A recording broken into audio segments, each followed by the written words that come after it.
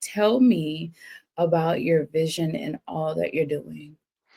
My vision is helping develop the leadership for the future of this country. So, Mm, we had an entire generation of Americans that I work with every day. So, as an emergency physician, I see the policy decisions that were made over the past several years had a huge impact on this generation. So, you take this group 18 to 25 years old.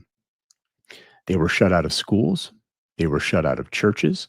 They already had some difficulties with communication because they spent so much of their lives, they've never known the world without an iPhone or an iPad.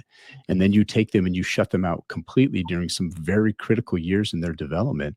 And as an emergency doctor, I see those results now. So, anxiety, depression, and unfortunately, a lot of suicides. And as a military commander, I work with those individuals as well, and they lack resiliency mm, and just some of the basic leadership skills, I'm concerned. And so I'm concerned enough to write a book. And I wake up every day trying to do something to help this generation. And that's my call to action for Americans: be the weight behind their spear. Everyone likes to complain about them. Oh, this younger generation. Well, back in my day, it's yeah. that's not productive. What can we do about it? How are we going to help them? And so this book is my prescription to do just that. And I'm very passionate about building up this next generation because we need them to be successful. Absolutely. And interesting enough is you say the statement back in my day. Do you think, or the thought that maybe there's blinders on how much we have changed, in trying to help equip them to make better decisions or to be more resilient? There is a huge generational divide. Yeah. And right now, America is as divided generationally and politically as I've seen in my lifetime. I'm 47 years old. So we have to find a way to get through to them. It's an entire different learning process for them. Their reality and their environment just I value social media, and I can certainly learn from it, and you can get some connectedness there, but it's not really who I am, and it's not something that really shaped me as a human being. For this generation, they have never known a world without that. Yes. So that perception is their reality. And whether we understand it or not is completely immaterial. We have to find a way to get through to them and have to find a way to teach them these basics of leadership and accountability and taking ownership in their lives and just basic communication skills, let alone those soft skills of empathy and resiliency and all these types of things. There's so much that needs to be done. We have to find a way. Like, Yeah. failure is not an option. We all need them to be successful. Yes, and it's crazy because I think about it even as a parent.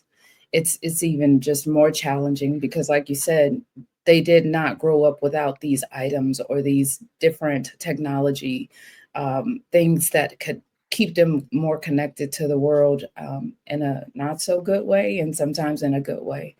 So, a question for you: if every American took one small action to strengthen leadership, what would it be?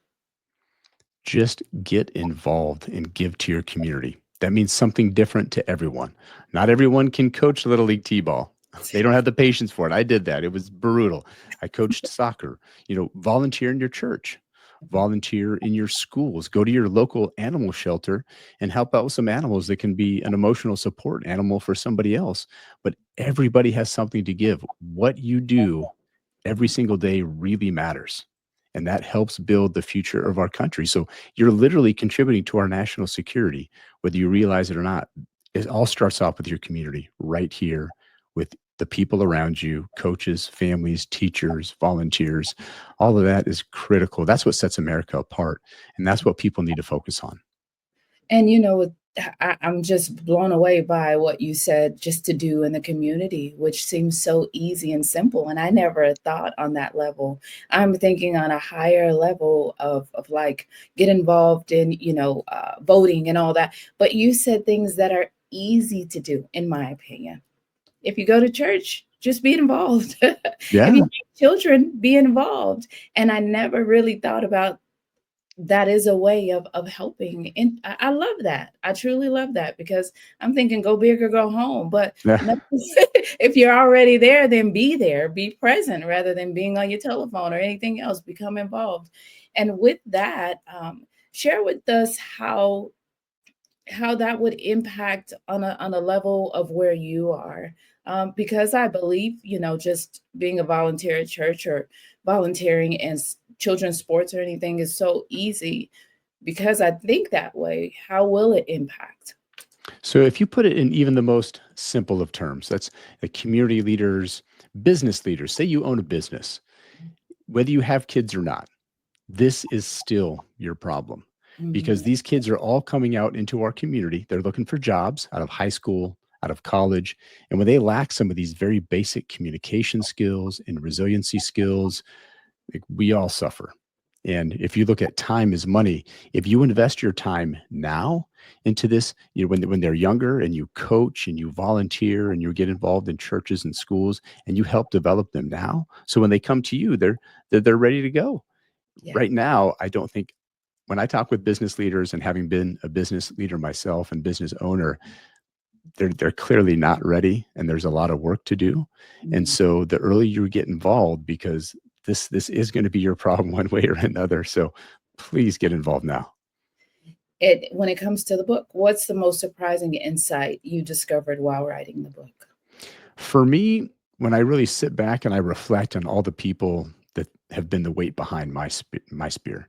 So when my teachers and my wrestling coaches, and I grew up in a very rural small town, son of a railroader. My grandfather was a railroader. My great grandfather was a railroader, and just the people that have made me who I am. I just am so thankful. I'm so blessed.